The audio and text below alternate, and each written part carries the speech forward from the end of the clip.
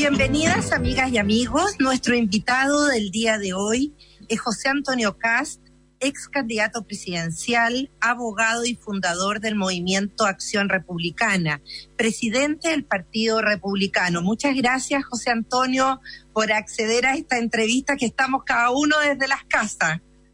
Muchas gracias a ti, Carmen, y como siempre tú comunicando a todas las personas distintas facetas de la vida y de la historia de nuestro país. Así que muchas gracias por esta invitación. José Antonio, gracias a ti. José Antonio, cuéntame, ¿cómo has vivido tú esta pandemia? Bueno, al igual que para todas las personas, esto fue algo bastante inusual. No estábamos acostumbrados a convivir tanto tiempo, las mismas personas en el hogar, porque la vida siempre nos lanza hacia afuera de las casas y estamos fuera de la casa la mayor parte del día, y ahora estamos todos concentrados, hemos aprendido de nuevo a convivir.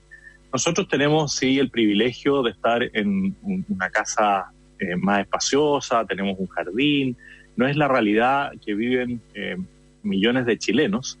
Eso nos lo hace un poco más fácil, pero uno tiene que empezar a aprender a convivir y usar dos palabras que han sido importantes, al menos para nosotros, que es el gracias y el perdón. Gracias por colaborar y perdona por haberme enojado o por haberte faltado, ¿no es cierto? No al respeto así violentamente, pero no haber tenido esa actitud colaborativa que se requiere en estas circunstancias. Y por otro lado, bueno, hemos aprendido a hacer cosas que antes quizás la veíamos distantes, como lavar, planchar, cocinar. Bueno, yo te he visto en Instagram, y no sé si cocinando también, porque te vi con algunos platos chilenos ahí típicos. No, todavía no llego a tanto. Yo sé hacer arroz, puré, salchicha. Ahora estoy aprendiendo ahí con la pía el tema de las legumbres. Te defiendes, pero así una novedad. Mira, te defiendes. De hambre no voy a morir, eso está claro. ¿Ah? José Antonio, ¿cómo ves a nuestro país hoy en plena pandemia? Complicado, porque precisamente así como yo te digo, mira, en broma, de hambre no me voy a morir. Fuera de bromas, el tema de la alimentación, el tema del trabajo sobre todo, es muy complejo por lo que estamos viviendo hoy día, pero también por lo que vivimos el 18 de octubre. Nosotros entramos a esta pandemia con más de 400.000 personas que habían perdido su trabajo. Por lo tanto, la situación es compleja desde el punto de vista sanitario, pero también desde el punto de vista económico, de cómo logramos que esas personas recuperen su trabajo. Sí he visto la solidaridad también de muchas personas, incluso personas que han recibido ayuda, tanto del gobierno como de sectores como la Iglesia Evangélica, la Iglesia Católica. Cuando les reciben a veces alguna colaboración, lo comparten con sus vecinos. Y eso refleja lo que es la solidaridad de las personas incluso que tienen menos, que comparten lo que tienen. Y es un llamado a atención para aquellos que tienen o tenemos un poco más, para también en estos días compartir aquello que podamos hacer. Hay algunos que no han perdido su trabajo y, por ejemplo, gastan menos en movilización, gastan menos en benzina. Bueno, hacer la solidaridad también con aquellos recursos que quizás hoy día tenemos extra, pensando en el más necesitado y no solamente mirando al Estado de que tiene que asumir todo. El Estado tiene un rol fundamental en esta época que pasa por ese principio de la subsidiariedad, que el Estado tiene que jugar ese papel preponderante cuando las personas no pueden hacerlo.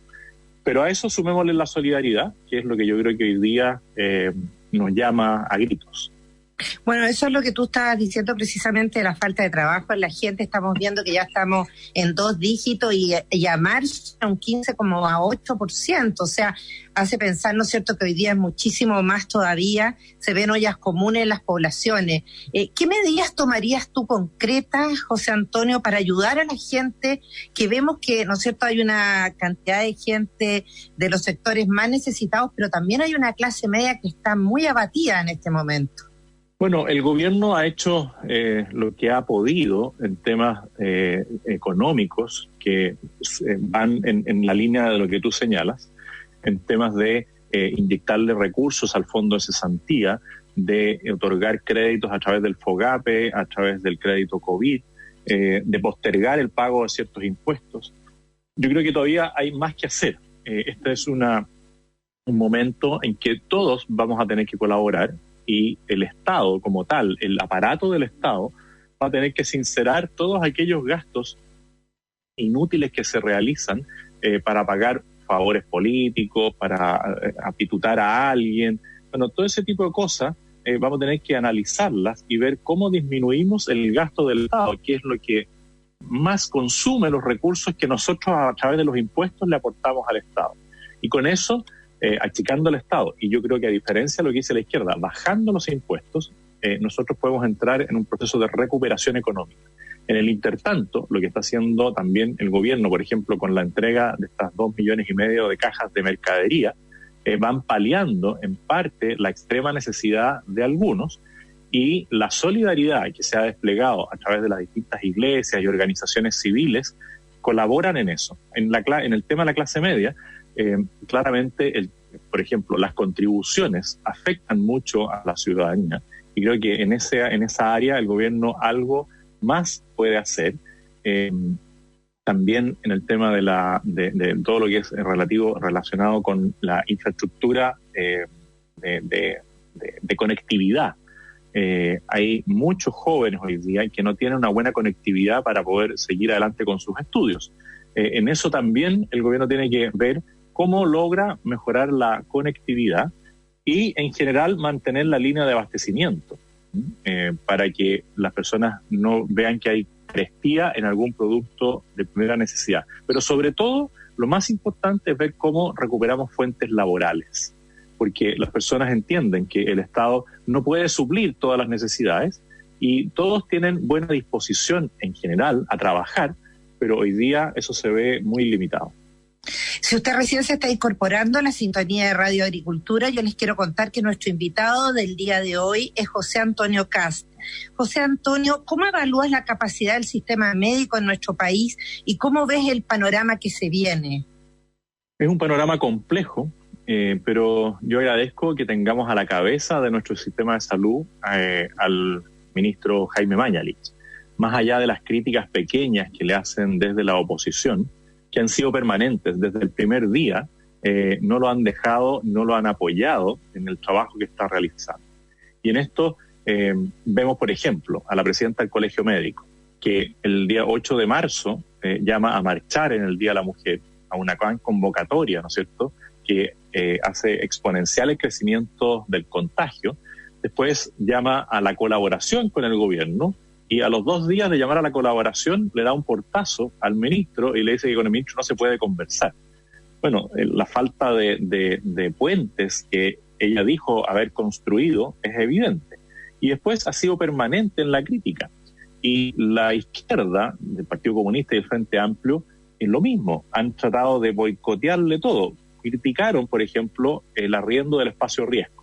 Y estos días hemos visto cómo Carol Cariola, junto con otro diputado del Partido Comunista, que es partidario del Foro Sao Paulo, que es un antipatriota, van al espacio riesgo de nuevo, pero ahora a criticar lo que se está haciendo. O sea, es como la del perro al hortelano, la famosa fábula esa del perro que no come y no deja comer.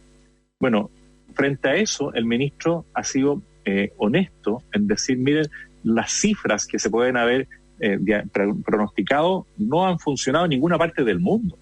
Si quién iba a pensar lo que pasó en España, en Italia, en Francia, bueno, y qué decir lo que está pasando en algunos estados de Estados Unidos.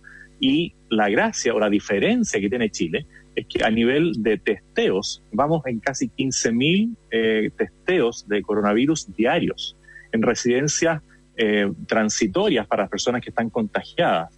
Se ha crecido mucho en la capacidad de ventiladores mecánicos, se ha hecho lo posible. Pero nada es suficiente para ellos. Entonces, yo diría, nuestro sistema de salud está en el límite, pero se han hecho los esfuerzos necesarios para poder enfrentar la capacidad de atención. Nadie está obligado a lo imposible. Y claramente, el gobierno en esta línea, tanto económica como sanitaria, lo ha hecho bien. Y yo al menos agradezco que tengamos para esta situación este gobierno y no un gobierno como el de Michelle Bachelet, que le tocó enfrentar un terremoto, y que frente a un terremoto, que era una 10ª parte del daño que está generando la pandemia, no supo reaccionar. A nivel mundial, José Antonio, ¿crees que fue tardía la respuesta de los diferentes países para frenar la pandemia? En estos es difícil juzgar porque el origen de la pandemia que se produce en esta ciudad china no fue debidamente informada por el gobierno chino, que al igual que lo que fue en la Unión Soviética el caso de Chernobyl, trataron de ocultar la información y eso perjudicó a los otros países que seguían recibiendo turistas y personas que viajaban por negocio, ¿no es cierto?, a China, y se expandió muy rápido este virus. Entonces, de los otros países, claro, uno puede decir, en algunos casos, como España, la irresponsabilidad del gobierno fue total, porque ya teniendo muchos casos, igual convocaron a esta marcha del 8M y después decretaron la cuarentena total en el país completo, siendo que habían lugares que quizás no tenían tanto contagio, pero ellos, y lo ha reconocido o lo ha planteado y Pablo Iglesias, que es uno de los integrantes del gobierno, que una buena crisis sirve para tomar más cuotas de poder. Por lo tanto, yo creo que hubo poca información inicial.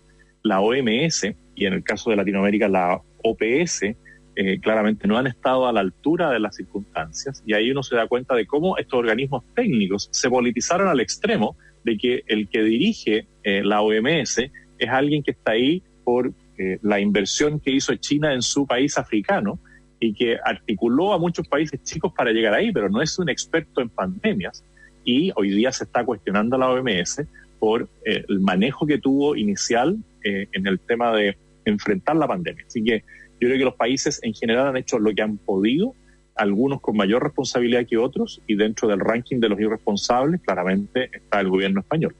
José Antonio, ¿cómo crees que será lo que queda de este año para la educación en nuestro país y qué desafíos habrá para el próximo?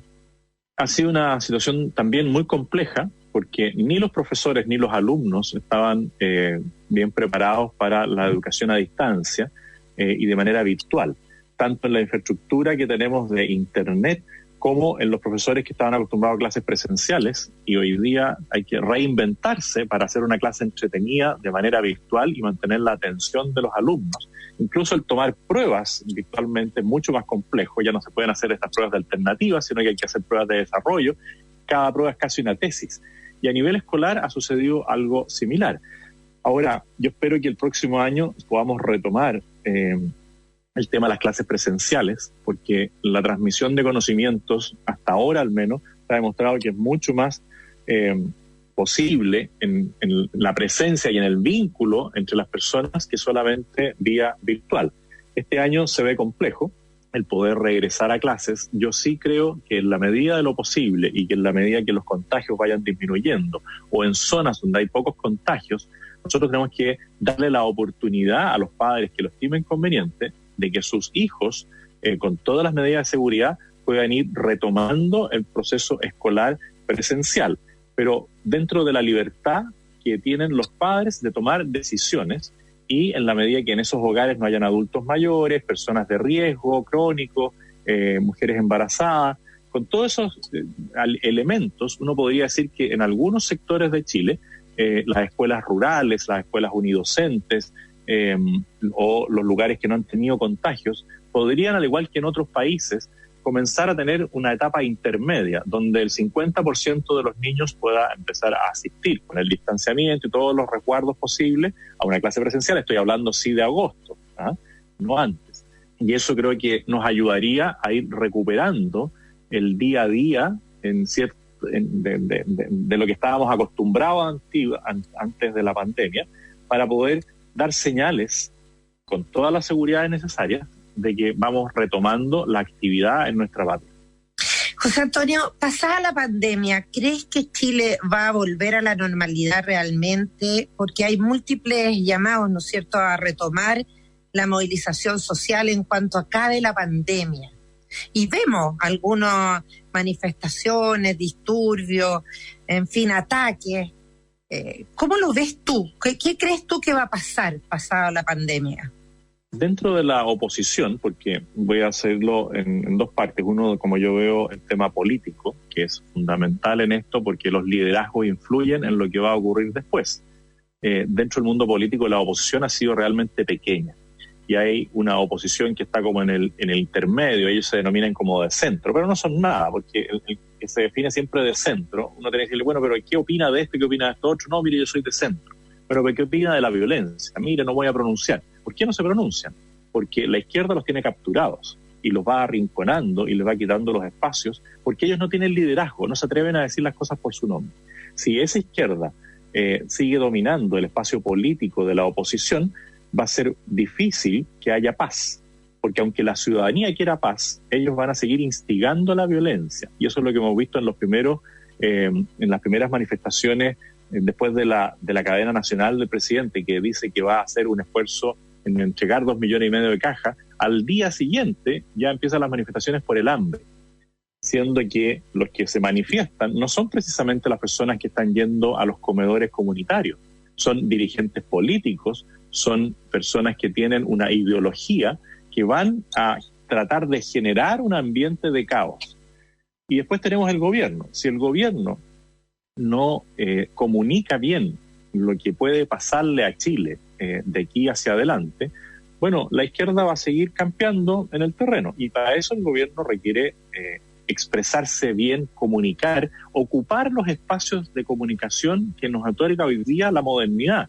No son solamente los canales tradicionales, sino también las redes sociales, donde vemos que la izquierda está mucho más organizada que, en este caso, que el gobierno.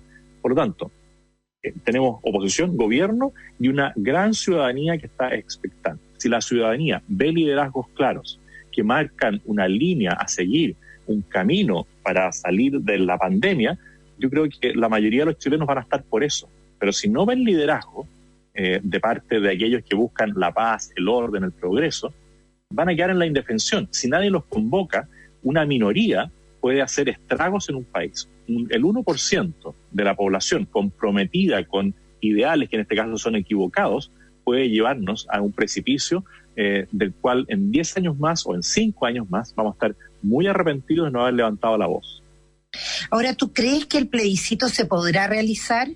Bueno, yo nunca he sido partidario de hacer un plebiscito. No creo que la Constitución requiera grandes cambios, y si es que se requieren cambios los deberían asumir los mismos parlamentarios que juraron cumplir la Constitución y las leyes, y dentro de su atribución está la modificación constitucional. Si yo hubiese querido cambio constitucional, habría votado por Guillet, y me esforcé mucho porque saliera Sebastián Piñera. Por lo tanto, el 15 de noviembre, cuando se firma ese pacto de paz y de reforma de proceso de reforma constitucional, nosotros ese día nos declaramos en oposición y partidarios del rechazo, porque el origen de ese acuerdo, a nuestro juicio, es ilegítimo y fue provocado por la violencia extrema y por el miedo de las personas que habrían firmado cualquier cosa con tal de que les dieran paz.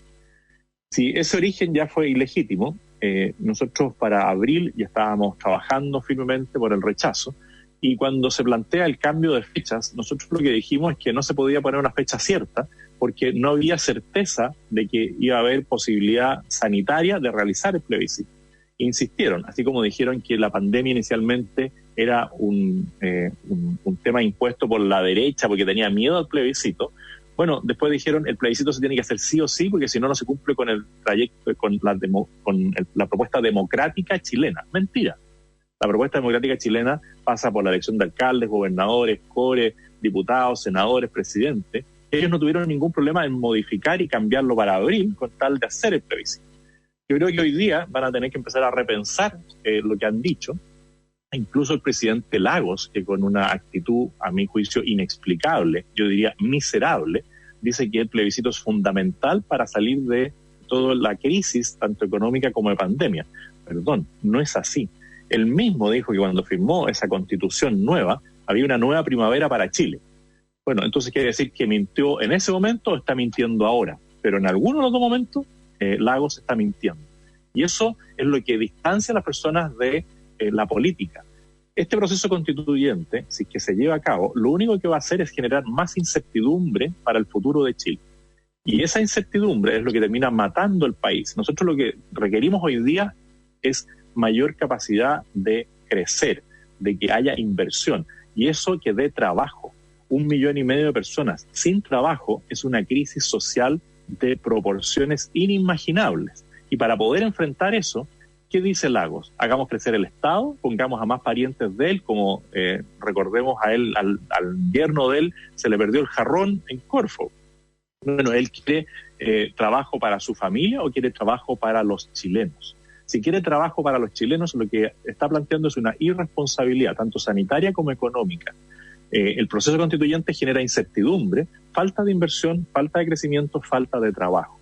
Por lo tanto, si dependiera de mí, exclusivamente, pero no es así, porque este es un proceso que se votó en la Cámara de Diputados, en el Senado, tiene que pasar por el mismo proceso de nuevo, pero yo no haría plebiscito y le exigiría a los parlamentarios que asuman su rol y que si esto es una prioridad, uno, para la ciudadanía, bueno, que se presenten con esa bandera a las elecciones parlamentarias y senatoriales del próximo año. Sí, tenemos elecciones para renovar el Congreso casi completamente en noviembre del año 2021. Y se daría la paradoja de que, queriendo la ciudadanía tener menos representantes políticos, menos parlamentarios, tendríamos que asumir que en vez de 200 parlamentarios tendríamos 400 legisladores durante casi 2 años. José Antonio, tenemos que ir a una breve pausa con nuestros auspiciadores, pero ya regresamos con José Antonio Kast, es candidato presidencial. Copec, primera en servicio. Nuestros abuelos nos cuidaron toda la vida y ahora nos toca cuidarlos a ellos. Por eso habilitamos atención preferencial en nuestras sucursales abiertas de Banco de Chile y Credit Chile durante todo mayo, de 9 a 11 de la mañana. Vende por internet con una página web con carrito de compras, atiende a tus clientes las 24 horas del día con un chatbot, herramientas para hacer teletrabajo y mucho más. Conoce todas nuestras soluciones digitales para pymes y emprendedores en nuestro Digital Market. Encuéntralo en entel.cl/empresas. En falabella.com encuentras toda la variedad de la tienda y la facilidad de comprar cuando tú quieras. Visita falabella.com y descubre la mejor forma de comprar online.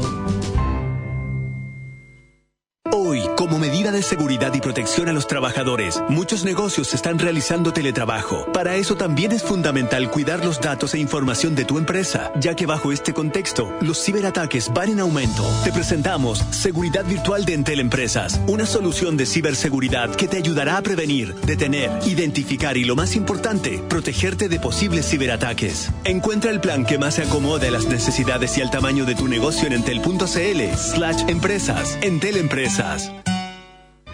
Abríguese, no se vaya a resfriar. Cómase toda la comida. Tiene que tener energía. No salga muy tarde, ¿ya? Nos cuidaron toda la vida. Ahora nos toca cuidarlos a ellos. Cuéntale a tus padres y abuelos que durante mayo atenderemos a todos los adultos mayores de 9 a 11 de la mañana de forma preferencial en todas las sucursales abiertas del Banco de Chile y Banco Credit Chile. Solo deben acercarse directamente a las puertas de la sucursal y solicitar no hacer fila. Banco de Chile, el Banco de Chile. ¿Qué tenías ahí, mamá? Un bombón Rolls. ¿Me darías? ¿La tarjeta de crédito? Sí, toma. Si se te acaba el cupo, toma esta otra también. Nuevos bombones Rolls. El primer Rolls para compartir solo contigo. Pruébalos en sus 2 variedades. Crocante con trocitos crunch y nuts. Relleno con crema de chocolate y maní. Irresistibles. Típico que es de costa. Prefiere alimentos con menos sellos de advertencia. Ministerio de Salud. Gobierno de Chile. En Entel Empresas queremos seguir acompañando a los negocios cuando más lo necesitan. Por eso traemos las mejores soluciones digitales para pymes y emprendedores. Vende por internet con una página web con carrito de compras. Firma anexos y contratos de manera digital con solo un clic. Atiende a tus clientes las 24 horas del día con un chat automatizado y realiza teletrabajo conectado con tu equipo. Encuentra todo esto y más en un solo clic en nuestra tienda online Digital Market en entel.cl/empresas.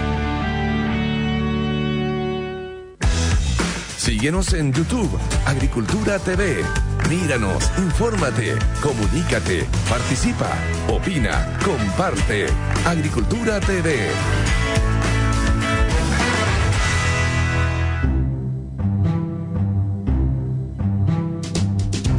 En Agricultura estamos presentando Carmen Ibáñez Conversa con Copec, primera en servicio. Nuestros abuelos nos cuidaron toda la vida y ahora nos toca cuidarlos a ellos. Por eso habilitamos atención preferencial en nuestras sucursales abiertas de Banco de Chile y Credit Chile durante todo mayo, de 9 a 11 de la mañana. Vende por internet con una página web con carrito de compras, atiende a tus clientes las 24 horas del día con un chatbot, herramientas para hacer teletrabajo y mucho más. Conoce todas nuestras soluciones digitales para pymes y emprendedores en nuestro Digital Market. Encuéntralo en entel.cl/empresas. En falabella.com encuentras toda la variedad de la tienda y la facilidad de comprar cuando tú quieras. Visita falabella.com y descubre la mejor forma de comprar online.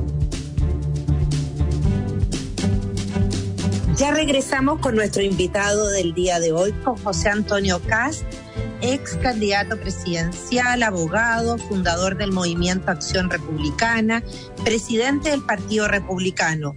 José Antonio, estábamos hablando del plebiscito y yo te quisiera preguntar, hay mucha gente que aún no se decide si votar por el rechazo o el apruebo. ¿Tú podrías decirnos por qué apruebo, por qué rechazo? Yo les puedo decir por qué rechazo, no por qué apruebo, porque claramente está muy distante de mí. Pero a los que aprueban, lo primero que les diría es que analicen la Constitución y vean cuál de los artículos ellos cambiarían. Porque las personas hoy día se compran muy fácil el discurso, entre comillas, progresista, diciendo que esta Constitución ha sido la peor Constitución de la historia de Chile. Pero es curioso que la peor Constitución, según ellos, haya permitido que Chile sí haya progresado, que hayan mejorado las condiciones en temas sanitarios, en temas de salud, en temas de comunicaciones, en temas de movilización, siendo que otros países que han modificado su Constitución varias veces y que han pasado por el proceso de asamblea constituyente no han logrado ni la 10ª parte de lo que nosotros hemos logrado, sin desconocer que hay situaciones que deben cambiar. Pero si yo le pregunto a alguien, mire, usted quiere convertirse en un país similar a Bolivia, a Perú, a Brasil, a Argentina, lo más probable es que todos digan, no, mire, yo en realidad ese camino no lo quiero. Por lo tanto, que analicen bien qué parte de la Constitución que les dicen que es impresentable, ellos cambiarían. Y se van a dar cuenta de que esta Constitución regula muy bien todos los aspectos. Lo que pasa es que ninguna Constitución va a funcionar si los que tienen que dirigir los destinos del país, si los que son líderes parlamentarios o alcaldes no hacen su pega y abusan de su poder, nada va a cambiar, porque cualquier Constitución ellos no la van a respetar. Veamos el ejemplo del senador Alejandro Navarro. Alejandro Navarro presentó una propuesta de no reelección permanente de los parlamentarios el año 2006, cuando era diputado, cuando ya llevaba como 3 periodos de diputado. Y dijo, nosotros no vamos a permitir más la reelección. Bueno, ahora ya es 18 años senador, 16, va a cumplir 16 años de senador, y frente a la votación, él dice, yo me voy a inhabilitar porque estoy involucrado en la situación. Claro que está involucrado, si lleva cerca de 30 años viviendo de los recursos del Estado, y lo que quiere hacer es postularse de nuevo a la reelección. Por lo tanto, el ejemplo, aunque no tiene relación en la proporción de la importancia con la Constitución, es real. Nosotros tenemos una posibilidad de cambiar la ley de la reelección permanente, y el que está llamado a votar dice, no, yo no voy a votar. ¿Y qué es lo que hacen? Lo mismo que hizo Evo Morales en Bolivia, lo mismo que hizo Chávez y Maduro en Venezuela, que prometieron una cosa y después que convencieron a la gente de que eso era lo que tenían que hacer, no respetaron la propia ley que ellos aprobaron. Y en este caso es lo mismo. Esta Constitución tiene bien establecida la separación de los poderes, el poder legislativo, el poder judicial, el poder ejecutivo, establece instituciones permanentes como lo es el Tribunal Constitucional, como es la Contraloría, como es todos los temas que están ahí, la defensa de los derechos individuales. Si uno se va al artículo que establece todos los derechos de las personas, bueno, ¿en qué discrepan?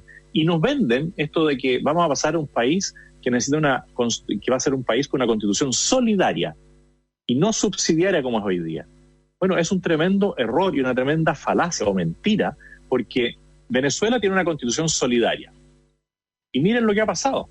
La solidaridad es con unos pocos, es con los que ejercen el poder, es con Maduro y su familia. Sí, en Venezuela, ¿quién es la familia más rica? La de Chávez, por lejos, y tiene sumida a la pobreza al resto de la población.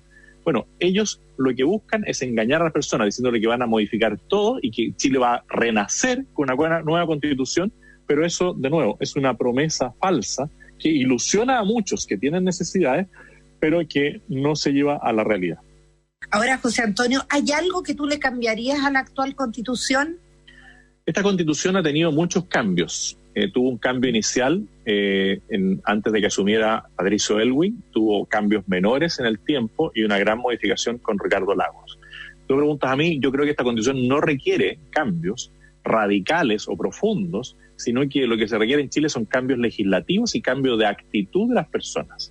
Si me pones la disyuntiva, prefiero hacerle pequeños cambios, dejarla igual, yo la dejaría igual, pero no me niego a que haya un porcentaje importante que diga, mira, hay que ajustar ciertas cosas en el tema de las facultades presidenciales o en el tema de las facultades legislativas, pero en términos generales yo no le haría ningún cambio, porque Chile era el país más pobre de Latinoamérica, por lejos, porque no tenemos los recursos naturales que tiene Argentina, que tiene Brasil, que tiene Perú incluso, pero llegamos a ser un modelo para los otros países.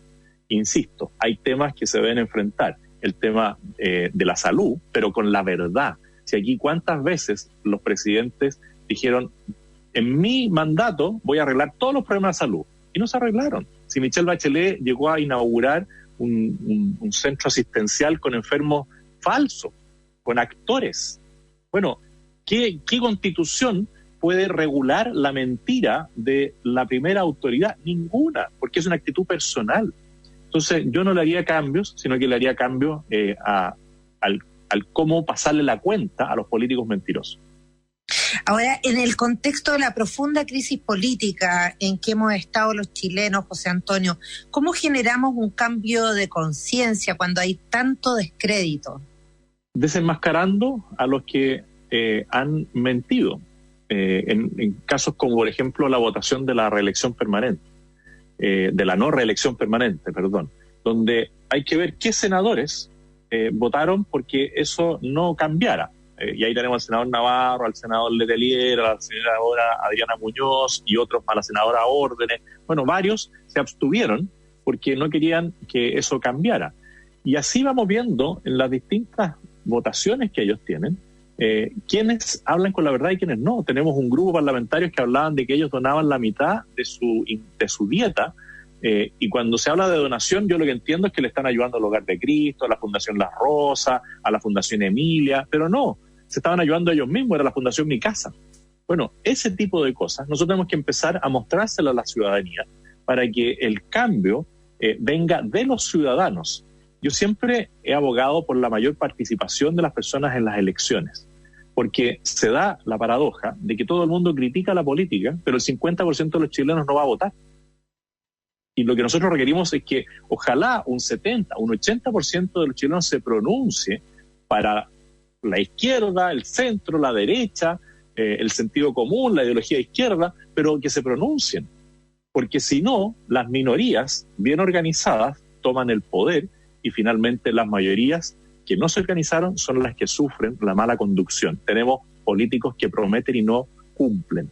Y eso es un mal que no solamente afecta a la izquierda, sino que es transversal. A mí muchas veces me dicen que yo soy extremo. No, yo lo que digo es la verdad y actúo sobre el sentido común, cosa que está poco acostumbrada a las personas a que le digan las cosas por su nombre, que le digan la verdad, que le digan, mire, si cambia la Constitución no va a cambiar su vida el día de mañana, no van a aparecer por obra de magia más camas críticas, no van a haber más médicos, no van a haber profesores mejor capacitados, porque esto es un proceso. Y para hacer un proceso ordenado, razonable, uno tiene que hablar con la verdad. Y eso es lo que más echo de menos en la política. Bueno, eso te quería preguntar también. ¿Cuáles son, a tu juicio, las principales amenazas para la transparencia en política? Las personas que se aprovechan de los cargos, las personas que engañan a la ciudadanía, es el mayor peligro. Si nosotros mismos somos todos imperfectos. Yo no puedo decir, mira, este es un tipo angelical. No, todos tenemos defectos. Y por eso el control entre todos, el control del legislativo al ejecutivo, del judicial, de la Contraloría, del Banco Central, hacen que cada uno se vaya limitando. Pero necesitamos más participación ciudadana, que las personas no sigan solamente lo que dice el Twitter o las noticias falsas, sino que vayan a la fuente, que desarrollen un poquitito más el pensamiento crítico. Entonces, por un lado, las personas que están en la política y nos mienten son un peligro, y las personas que se compran todos los mensajes políticos también son un peligro.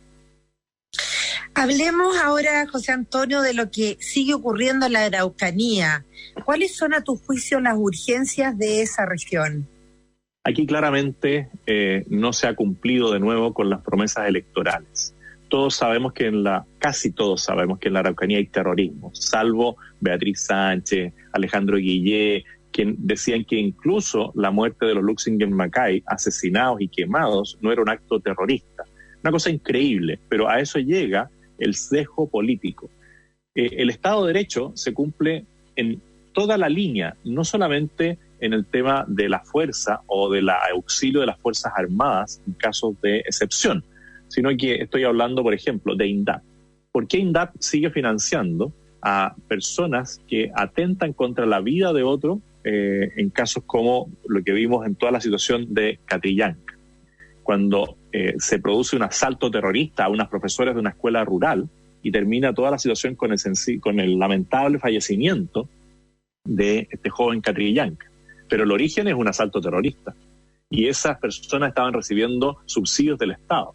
No puede ser que no se pueda hacer el censo en ciertos lugares porque hay violentistas que no dejan llegar a las personas del censo. Eso requiere una sanción.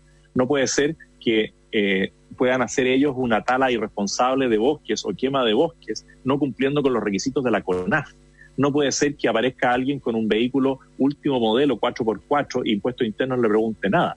Todo eso es parte del Estado de Derecho. Alguien puede decir, oye, pero es ridículo lo que está diciendo. No, porque si yo empiezo a infringir las normas desde la más pequeña, bueno, voy a terminar infringiendo la más grande, que es atentar contra la vida de otras personas. Si se destruye un tribunal de justicia, si se irrumpe en un municipio y se produce una toma del municipio con destrozo de bienes públicos, bueno, tiene que haber una sanción. Aquí no ha habido sanción.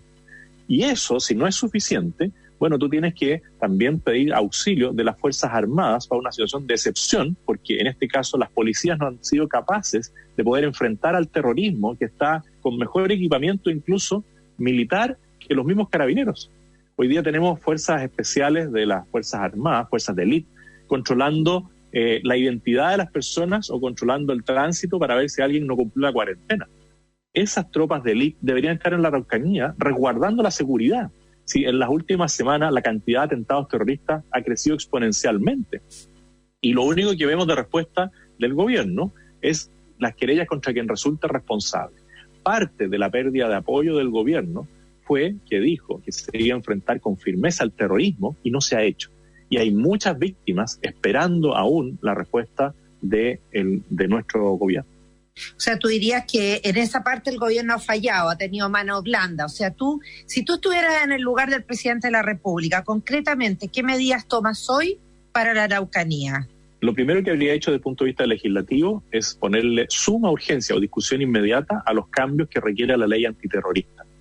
Lo segundo, comunicarme de una manera muy fluida con el fiscal nacional para que cambie la manera de asignar los fiscales a las causas con origen terrorista.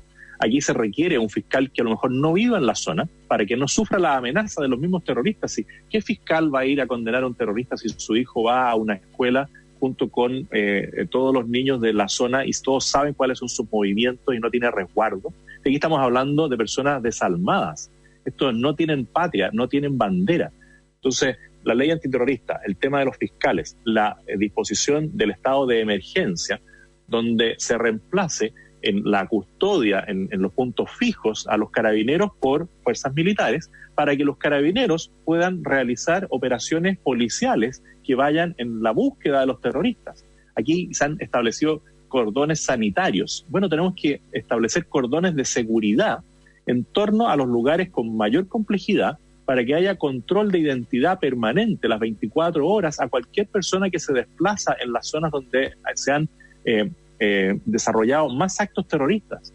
Hay mucho que hacer, pero esto requiere carácter, requiere un carácter distinto de las autoridades que están a cargo del orden público. Yo he sido muy crítico al ministro Blumen, precisamente por el tema de la seguridad ciudadana, el combate al narcotráfico, el combate al terrorismo.